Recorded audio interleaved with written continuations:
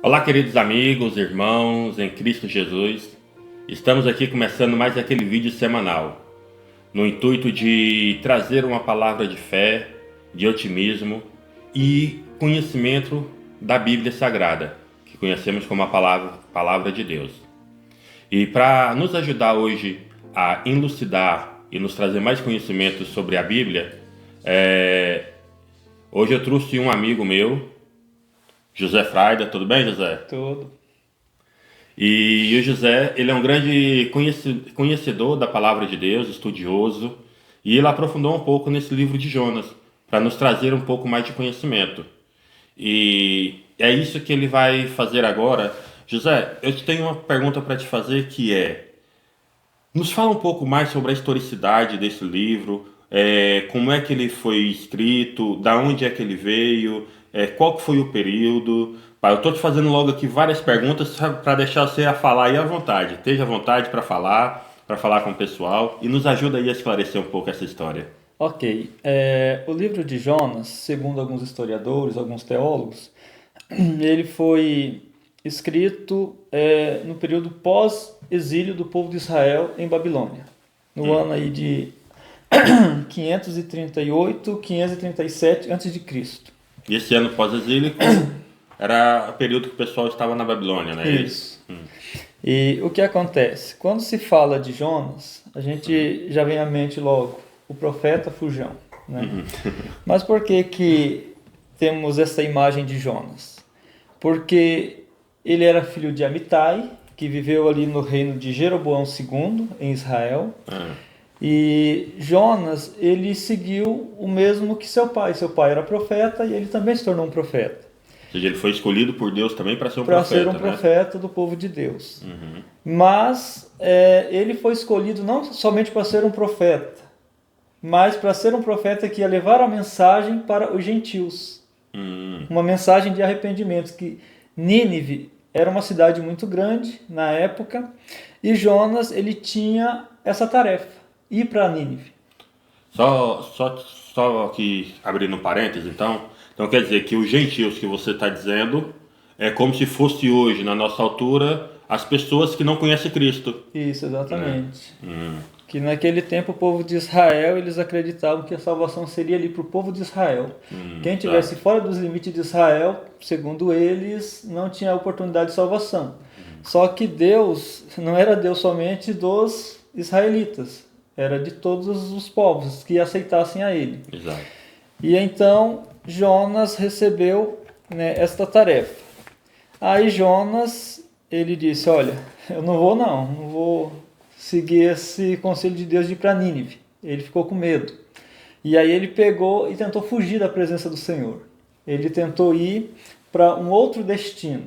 Ou seja, só para ter aqui uma contextualização aqui da história, então quer dizer que Deus chamou Jonas para ir pregar em Nínive. Sim. E ele disse que não ia.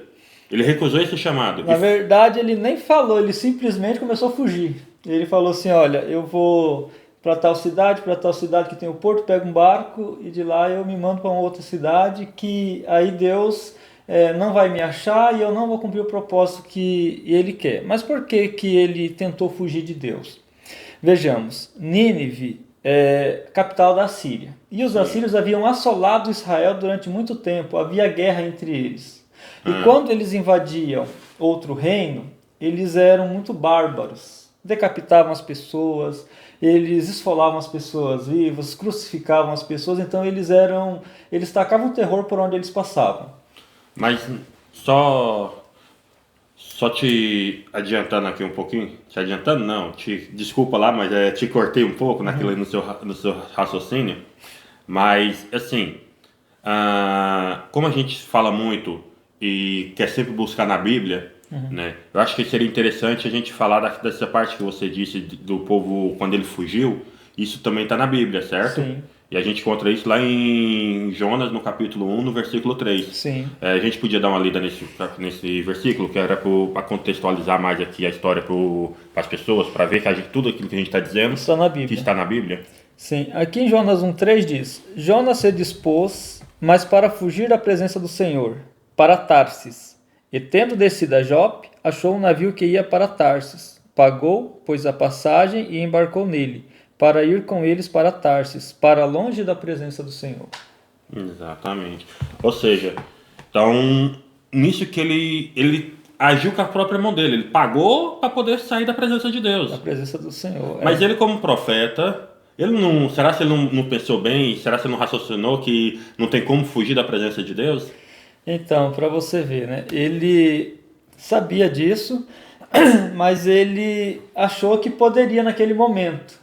Porque ele ficou com tanto medo quando soube que tinha que ir a Nínive, e ele sabia o que os ninivitas poderiam fazer a ele. Esse seria o primeiro ponto. E o segundo, ele não gostava dos ninivitas, porque os assírios, quando assolavam seu próprio povo, né, ele com certeza já tinha o histórico do quanto aquele povo era mau.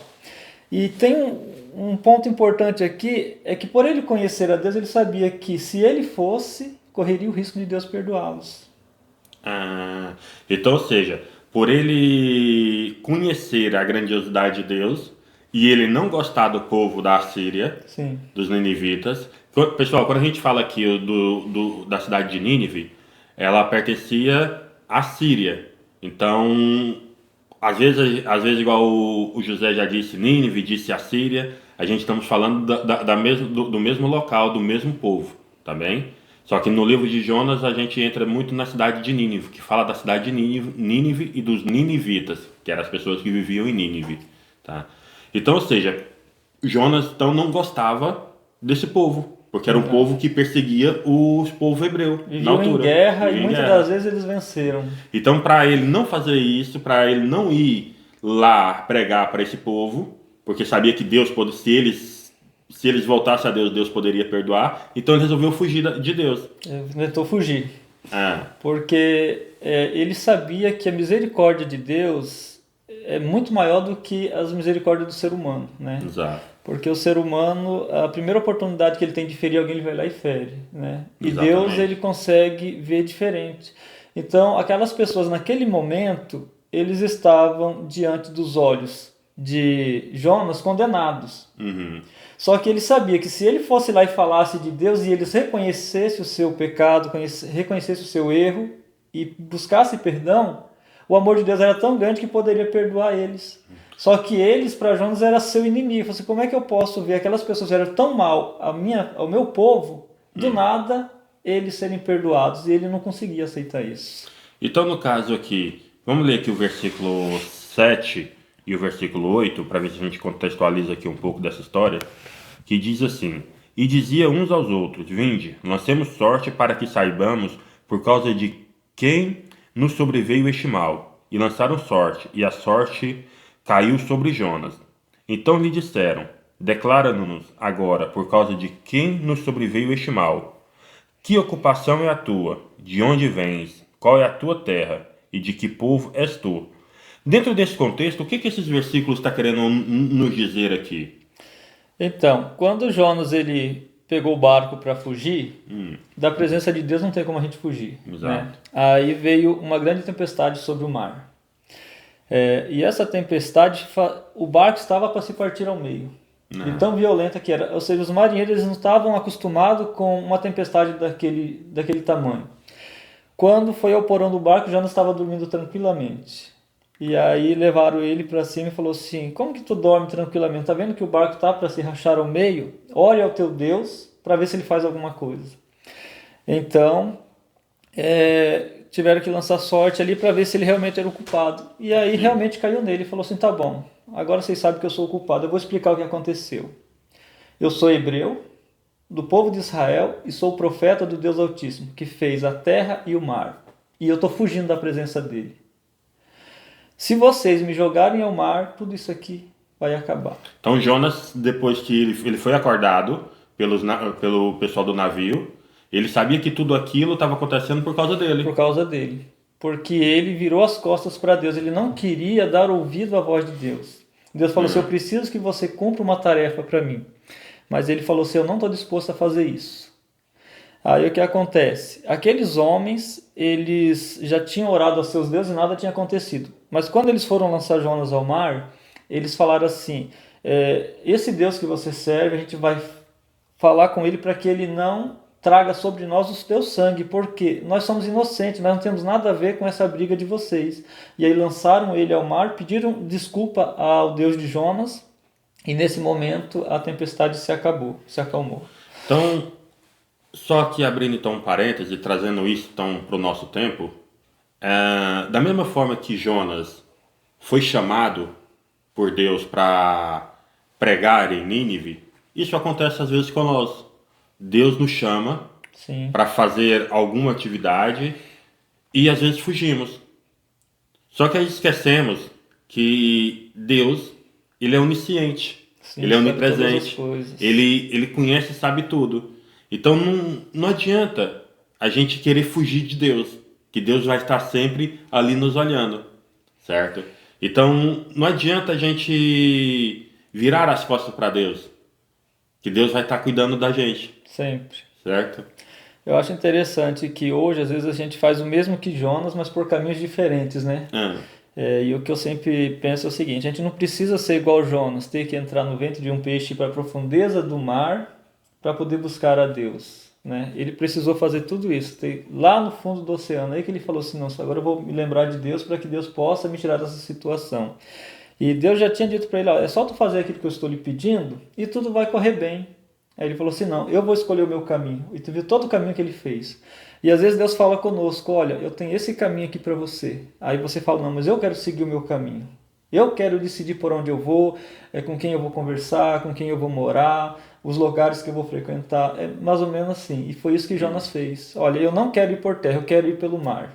Entendeu? Não, eu quero agora que me jogue no mar. Eu quero ir por, né? Foi tudo que aconteceu.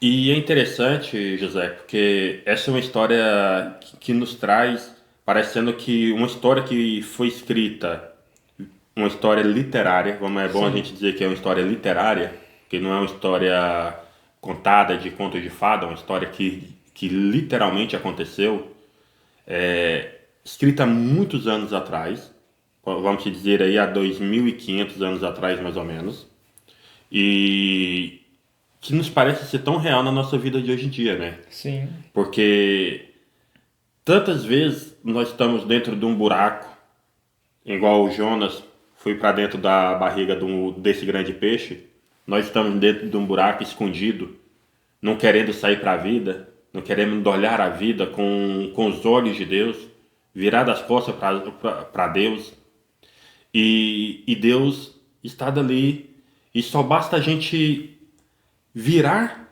os olhos para Deus e fazer aquilo que Jonas fez, que é no capítulo 2, nos fala, né, da bela oração, da oração graciosa que Jonas nos fez.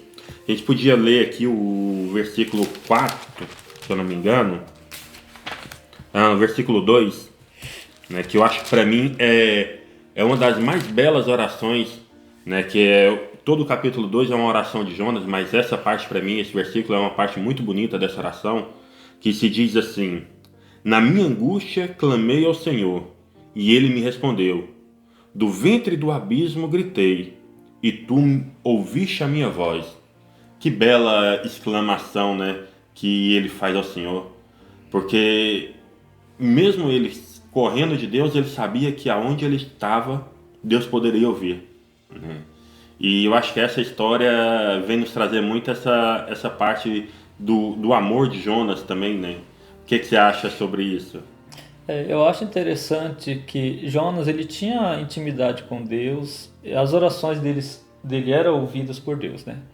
Mas ele chegou a um momento da vida dele em que ele estava nas profundezas do oceano, ou seja, ele desceu mais profundo que alguém daquela época conseguiu descer com vida. E ele estando lá, ele lembrou que só tinha uma solução para ele sair daquele buraco, que era se apegar ao Deus dele, que é o nosso Deus hoje. E quando ele clamou, o que foi que Deus fez? Ouviu, né? Então, quando nós clamamos a Deus com sinceridade de coração, não importa o quão fundo você esteja. Cotrim diz o seguinte: Deus, ele não está interessado em quantas vezes você cai, mas quantas vezes você está disposto a levantar, né? E essa foi a história de Jonas. Ele caiu, ele poderia ter continuado lá, porque Deus estava esperando, ou seja, ele fazia parte dele, porque Deus, ele não faz tudo. Exato. Né? Deus, ele trabalha em conjunto com o ser humano. Então, ou seja, quando Jonas reconheceu o seu estado, aonde ele tinha ido, e ele falou assim, ó, eu preciso da sua ajuda. E ele clamou a Deus, Deus foi lá e resgatou ele. E isso é o que acontece conosco hoje. É maravilhoso, é muito maravilhoso, José. É muito maravilhoso, querido irmão, querida irmã, saber que nós temos um Deus que está sempre disposto a nos ouvir. Só basta a gente clamar, a gente falar com Ele. E agora eu falo diretamente para você que está nos vendo, porque eu tenho aqui um apelo para você. Não importa de onde é que você está, não importa de onde é que você está nos vendo, ou a situação que você esteja nesse momento. O Deus de Jonas, o Deus de Israel, o Deus Criador, o nosso Deus, Ele está sempre disposto a nos ouvir. E que essa seja a mensagem e o foco que vocês possam ter de esperança para esta semana. Que esse Deus possa nos ouvir. Nós vamos continuar falando mais sobre o livro de Jonas nas outras semanas, que o José se disponibilizou em estar nos falando mais sobre esse livro. Então nós vamos ainda gravar mais algum vídeo sobre esse livro, aprofundando um pouco mais. Mas por hoje eu quero agradecer, José, pela tua presença e quero agradecer a você, querido irmão, querida irmã, e que o Senhor possa tocar profundamente a tua vida. Mas antes disso eu quero fazer uma pequena oração. Vamos orar, José? Querido Deus, Pai amado, Senhor, em nome de Jesus, Pai, o Senhor sabe onde é que está cada pessoa que está vendo esse vídeo nesse momento, Pai. Só o Senhor, Pai, é que pode curar, salvar, resgatar, da mesma forma que o Senhor resgatou Jonas. Pai, que o Senhor possa estar com cada uma dessas pessoas durante essa semana. Em nome de Jesus, eu lhe peço e lhe agradeço. Amém. Querido irmão, querida irmã, amigo, se vocês gostaram desse vídeo, compartilhe, ajude essa mensagem a chegar a mais pessoas, deixe aí o seu joinha, o seu like e nos ajude a divulgar a palavra de Deus. E até o próximo vídeo. Boa semana e fique com Deus. Boa semana, José. Obrigado.